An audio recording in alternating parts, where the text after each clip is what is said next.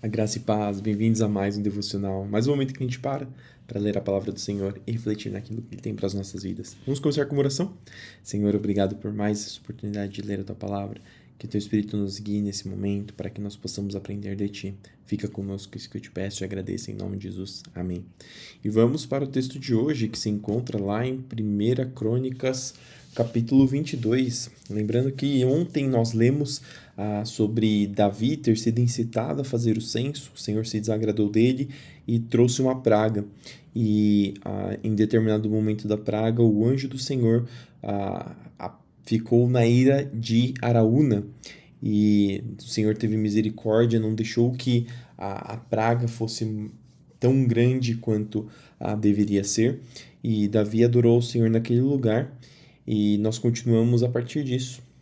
Então Davi disse: Este será o lugar do templo do Senhor Deus e o lugar do altar para os holocaustos de Israel.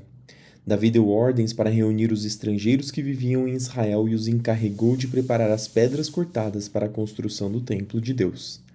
Davi providenciou grandes quantidades de ferro para os pregos necessários para as portas e suas dobradiças, e deu tanto bronze que não se podia pesar. Também providenciou inúmeras toras de cedro, pois os homens de Tiro e Sidom lhe haviam trazido grandes quantidades de madeira. Davi disse: Meu filho Salomão ainda é jovem e inexperiente. Uma vez que o templo do Senhor deve ser um edifício magnífico, famoso e glorioso por todo o mundo, começarei desde já a fazer os preparativos. Assim, antes de sua morte, Davi juntou grandes quantidades de materiais para a construção. Então mandou chamar seu filho Salomão e lhe ordenou que construísse um templo para o Senhor, o Deus de Israel. Disse-lhe: Meu filho, eu quis construir um templo em honra ao nome do Senhor, meu Deus. Mas o Senhor me disse: Você matou muitos homens nas batalhas em que lutou. Derramou muito sangue diante de mim, por isso não será você quem construirá um templo em honra ao meu nome. Contudo, você terá um filho que será um homem de paz. Darei a ele descanso de seus inimigos de todas as terras vizinhas. Seu nome será Salomão, e darei paz e tranquilidade a Israel durante seu reinado. Ele construirá um templo em honra ao meu nome. Ele será meu filho, e eu serei seu pai. Eu estabelecerei o trono de seu reino sobre Israel para sempre. Agora, meu filho, que o Senhor seja com você e lhe dê êxito na construção do templo do Senhor, seu Deus, exatamente como ele prometeu a seu respeito. Então, Davi chama primeiro o Senhor de meu Deus, e depois agora está falando que é o Deus de Salomão também, estendendo aí essa promessa que o Senhor deu de bênção. E que o Senhor lhe dê sabedoria e entendimento para que você obedeça a lei do Senhor, seu Deus, ao governar Israel. Aqui, Davi considera que a sabedoria e entendimento é o necessário para servir, para obedecer à lei do Senhor. Aquele que obedece à lei do Senhor é sábio. Você terá êxito se for cuidadoso em obedecer aos decretos e estatutos que o Senhor ordenou a Israel por meio de Moisés. Seja forte e corajoso, não tenha medo nem desanime. Nós vimos que Salomão acabou desobedecendo ao Senhor, mas não foi falta de aviso. Davi aqui se preocupou antes de partir, ele começou a fazer todos os preparativos para que Salomão construísse um templo em honra ao Senhor e falou para ele obedecer, falou para ele ter sabedoria e entendimento obedecendo ao Senhor, para ele não se afastar dos decretos e estatutos que o Senhor ordenou a Israel. Verso 14. Trabalhei arduamente para providenciar os materiais para a construção do templo do Senhor. 3.500 toneladas de ouro, 35.000 toneladas de prata e tanto ferro e bronze que não se pode pesar. Também juntei madeira e pedra, embora talvez você precise providenciar mais. Você tem muitos trabalhadores habilidosos, cortadores de pedras, pedreiros, carpinteiros e artesãos de todo tipo, peritos no trabalho com ouro, prata, bronze e ferro. Agora comece a obra, e que o Senhor esteja com você. Então Davi ordenou a todos os líderes de Israel que ajudassem Salomão nesse projeto. O Senhor, seu Deus, está com você, declarou. Ele lhes deu descanso das nações ao redor, entregou-as em minhas mãos e agora estão sujeitas ao Senhor e ao seu povo. Agora busquem ao Senhor, seu Deus, de todo o coração e de toda a alma. Construam o santuário do Senhor Deus, a fim de trazer a arca da aliança do Senhor e os utensílios sagrados para o templo edificado em honra ao nome do Senhor. Quando Davi já era bem idoso, nomeou seu filho Salomão rei sobre Israel. Convocou todos os líderes de Israel e também os sacerdotes e os levitas. Foram contados os levitas com 30 anos ou mais, e o total chegou a 38.000. De todos os levitas, 24.000 foram designados para supervisionar o trabalho no templo do Senhor. 6.000 para ser oficiais e juízes, 4.000 para ser guardas das portas e 4.000 para louvar o Senhor com os instrumentos musicais que Davi fez para este fim. Davi dividiu os levitas em grupos com os nomes dos clãs descendentes dos 3 filhos de Levi, Gerson, Coate e Merari. Os descendentes de Gerson foram Libni e Simei, filhos de Gerson. Os 3 filhos de Libni foram Jeiel, o chefe da família, Zetã e Joel. Esses foram os chefes da família de Libni. 3 descendentes de Simei foram Selemote, Raziel e Haram. Outros 4 descendentes de Simei foram Jaate, Ziza, Jeus e Berias. Jaate era o chefe da família, e Ziza o segundo. Jeus e Berias foram contados como uma só família, pois nenhum dos dois teve muitos filhos. 4 descendentes de Coate foram Amrão, Issar, Hebron e Uziel. Os filhos de Amrão foram Arão e Moisés. Arão e seus descendentes foram separados para consagrar as coisas santíssimas, queimar incenso na presença do Senhor, servi-lo e pronunciar bênçãos em teu nome para sempre.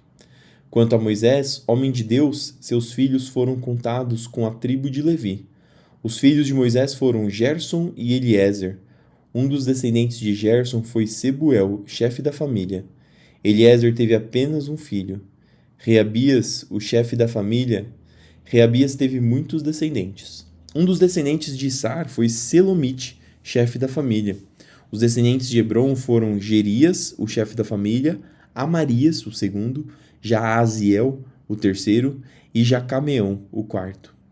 Os descendentes de Uziel foram Mica, o chefe da família, e Isias, o segundo. Os descendentes de Merari foram Mali e Muzi. Os filhos de Mali foram Eleazar e Quis. Eleazar morreu sem ter filhos, teve apenas filhas. Suas filhas se casaram com os primos delas, os filhos de Quis. 3 descendentes de Muzi foram Mali, Éder e Jeremote. Esses foram os descendentes de Levi conforme seus clãs, os chefes de suas famílias registrados por nome. Cada um precisava ter 20 anos ou mais a fim de se qualificar para o serviço na casa do Senhor. Pois Davi disse: O Senhor, Deus de Israel, nos deu paz e habitará sempre em Jerusalém. Os levitas não precisam mais carregar o tabernáculo nem seus utensílios de um lugar para outro. De acordo com as últimas instruções de Davi, foram registrados para o serviço todos os levitas de 20 anos ou mais. O trabalho dos levitas era ajudar os sacerdotes, os descendentes de Arão, no serviço da casa do Senhor. Isso aqui a gente já viu diversas vezes nos livros que a gente já leu. Também cuidavam dos pátios e das salas laterais, ajudavam a realizar as cerimônias de purificação e serviam na casa de Deus de várias outras maneiras. Eram encarregados dos pães da presença colocados sobre a mesa, da farinha da melhor qualidade para as ofertas de cereais, dos bolos sem fermentos, dos pães assados em azeite e da mistura das massas. Eram responsáveis ainda por verificar todos os pesos e medidas. Todas as manhãs e todas as tardes apresentavam-se diante do Senhor para entoar cânticos de ação de graça e louvor. Aqui também, como a gente costuma dizer hoje na igreja, né? Os levitas eram também responsáveis por fazer o louvor e eles faziam a adoração diante do Senhor, mas não só isso. Nós acabamos de ver que eles eram responsáveis por toda a estrutura, responsáveis pela parte de fazer juízo das pessoas, fazer toda a manutenção do templo do Senhor. Ajudavam nos holocaustos oferecidos ao Senhor nos sábados, nas festas de lua nova e em todas as outras festas fixas. O número requerido de levitas estava sempre de serviço na presença do Senhor e seguiam todos os procedimentos que lhe haviam sido prescritos. E assim, sob a supervisão dos sacerdotes, os descendentes de Arão, os levitas guardavam a tenda do encontro e o santuário e cumpriam seus deveres no serviço da casa do Senhor. Romanos 3, 9 até o 31. Pois bem, devemos concluir que nós, judeus, somos melhores que os outros? Lembrando que Paulo estava trazendo aqui uma discussão entre judeus e gentios, e qual que era o benefício de ser judeu em relação a gentil. Pois bem, devemos concluir que nós, judeus, somos melhores que os outros? Não, de maneira nenhuma, pois já mostramos que todos, judeus ou gentios, estão sob o poder do pecado. Como afirmam as Escrituras, ninguém é justo, nenhum sequer, ninguém é sábio, ninguém busca Deus, todos se desviaram, todos se tornaram inúteis. Existem pessoas que elevam seu coração e acham que são perfeitos, acham que conquistarão o favor do Senhor pelas suas boas obras, mas a palavra diz claramente aqui: ninguém é justo, nenhum sequer, ninguém é sábio, ninguém busca Deus, todos se desviaram. Isso inclui nós, isso inclui eu, isso inclui você, por isso que nós precisamos constantemente da graça do Senhor. Ninguém faz o bem, nenhum sequer. Sua conversa é repulsiva como o odor de um túmulo aberto. Sua língua é cheia de mentiras. Veneno de serpente goteja de seus lábios. Sua boca é cheia de maldição e amargura. Apressam-se em cometer homicídio. Por onde passam, deixam destruição e sofrimento. Não sabem onde encontrar paz. Não têm o menor temor de Deus. É evidente que a lei se aplica àqueles a quem ela foi entregue, pois seu propósito é evitar desculpas e mostrar que todo mundo é culpado diante de Deus, pois ninguém será declarado justo diante de Deus por fazer o que a lei ordena. Olha isso. Ninguém será declarado justo diante de Deus por fazer o que a lei ordena. É a obrigação daqueles que estão diante de Deus. Então, ninguém será considerado justo por conta disso. Deixa eu marcar aqui. A lei simplesmente mostra quanto somos pecadores. Agora, porém, conforme prometido na lei de Moisés e nos profetas, Deus nos mostrou como somos declarados justos diante dele, sem as exigências da lei. Olha só, somos declarados justos diante de Deus por meio da fé em Jesus Cristo. E isso se aplica a todos que creem sem nenhuma distinção. Esse versículo 22 é importantíssimo para as nossas vidas. Nós somos declarados justos diante de Deus por meio da fé em Jesus Cristo, por meio da fé que nós temos em Jesus Cristo. Isso se aplica a todos que creem, sem nenhuma distinção. Pois todos pecaram e não alcançam o padrão da glória de Deus, mas Ele, em sua graça, nos declara justos por meio de Cristo Jesus, que nos resgatou do castigo por nossos pecados. Deus apresentou Jesus como sacrifício pelo pecado, com o sangue que Ele derramou, mostrando assim sua justiça em favor dos que creem. Então aqui ele vai dizer, dos 22 até o 25, ele vai dizer todo o plano de salvação. Ele vai dizer que nós somos justificados por meio da fé. Por quê? Porque nós todos pecaram e não alcançam o padrão da glória de Deus, ou seja, as ações que nós fazemos não são suficientes para que a gente alcance o padrão da glória de Deus. Mas Ele, na sua graça, nos declara justo. Como? Por meio de Cristo Jesus. Mas como? Resgatando do castigo por nossos pecados. Ele apresentou Jesus como sacrifício em nosso lugar. Jesus sofreu aquilo que nós deveríamos ter sofrido. No passado, ele se conteve e não castigou os pecados antes cometidos, pois planejava revelar sua justiça no tempo presente. Com isso, Deus se mostrou justo, condenando o pecado e justificador, declarando justo o pecador que crê em Jesus. Podemos então nos vangloriar de ter feito algo para sermos aceitos por Deus? Não, pois nossa absolvição não vem pela obediência à lei, mas pela fé. Portanto, somos declarados justos por meio da fé e não pela obediência à lei. Afinal, Deus é Deus apenas dos judeus? Não é também Deus dos gentios? Claro que sim. Existe um só Deus e ele declara justo tanto os judeus como os gentios somente pela fé. Então, se enfatizamos a fé, quer dizer que podemos abolir a lei?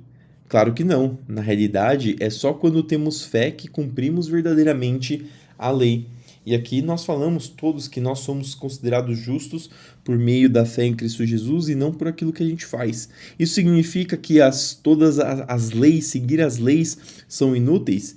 E aí ele fala que não, na realidade é só quando nós temos fé que cumprimos verdadeiramente a lei, no sentido de que quando nós compreendemos o sacrifício que foi feito lá na cruz, nós agimos de acordo com a salvação que nós recebemos, o sacrifício que nós recebemos. E nós precisamos diariamente da graça do Senhor para que Ele nos justifique através do sacrifício de Cristo. E quando nós entendemos o amor de Deus para conosco por conta desse sacrifício, então nós entendemos que nossas ações precisam ser para agradar aquele Deus que nos trouxe tão grande salvação. Salmos 12, do 1 até o 8. Ao regente do coral, Salmo de Davi, para ser acompanhado com instrumento de 8 cordas. Socorro, Senhor, pois os fiéis estão desaparecendo depressa. Os que te temem sumiram da terra. Todos mentem uns aos outros, falam com lábios bajuladores e coração fingido. Que o Senhor corte os lábios bajuladores e calhe a língua arrogante. Eles dizem, mentiremos quanto quisermos, os lábios são nossos, quem nos impedirá? O Senhor responde, vi a violência cometida contra os indefesos e ouvi o gemido dos pobres. Agora me levantarei para salvá-los, como eles tanto desejam. As promessas do Senhor são puras como prata refinada no forno, purificada 7 vezes. Portanto, Senhor, sabemos que protegerás os oprimidos e para sempre os guardará desta geração mentirosa, ainda que os perversos andem confiantes e a maldade seja elogiada em toda a terra. E por fim, Provérbios 19, 13 e 14. O filho tolo é uma desgraça para o pai, a esposa briguenta é irritante como uma goteira. Os pais deixam casas e riquezas como herança para os filhos, mas apenas o Senhor pode dar uma esposa prudente. Esse verso 13 é até engraçado, né? Porque a Bíblia fala que a esposa briguenta é irritante como uma goteira. Talvez você nunca tenha pensado em fazer uma comparação como essa, algo que realmente com o tempo que fica pingando, uma goteira que fica pingando e pingando, acaba dando nos nervos. Uma esposa briguenta, ele faz essa comparação de que seria tão irritante quanto. Só achei engraçada essa comparação, porém muito sábia também. E essas foram as palavras de hoje, espero que elas entrem no seu coração, que achem morada. E vamos terminar com uma oração. Senhor, obrigado por mais essa oportunidade de ler a Tua Palavra, de aprender de Ti, que essas palavras edifiquem o nosso coração, edifiquem a nossa vida, que elas se sedimentem no nosso coração, para que nós possamos lembrar e possamos mantê-las guardadas em nosso coração. Senhor, abençoa o nosso dia para que nosso trabalho, nossos estudos, nossos afazeres, aquilo que nós formos fazer, seja guiado, direcionado, protegido e abençoado pelas Tuas fortes mãos. Senhor, abençoa aqueles que estão nos hospitais para que eles possam ter recuperação, para que eles possam se recuperarem, para que eles possam ver nas Tuas mãos agindo na vida deles. Senhor, nos dá o pão nosso de cada dia, abre portas, Senhor, levanta os Teus servos para que nós possamos fazer a diferença no reino, Senhor, para que nós possamos trazer o Seu reino para a terra, através do Seu poder, através da Sua ajuda, através do Teu Espírito. Senhor, nos ajuda a cada dia a lutar contra os nossos pecados, para que nós possamos estar puros e santos diante de Ti. Continua conosco, é isso que eu te peço e te agradeço, em nome de Jesus. Amém. Que Deus te abençoe, que tudo que você fizer no seu dia prospere. Não esqueça de fazer tudo para a glória do Senhor. Nós somos a Bíblia que muitas pessoas lá fora vão ler. A única Bíblia que muitas pessoas lá fora vão ler. Então nossas ações devem refletir verdadeiramente as palavras do Senhor. Fique com Deus e até amanhã para mais um devocional.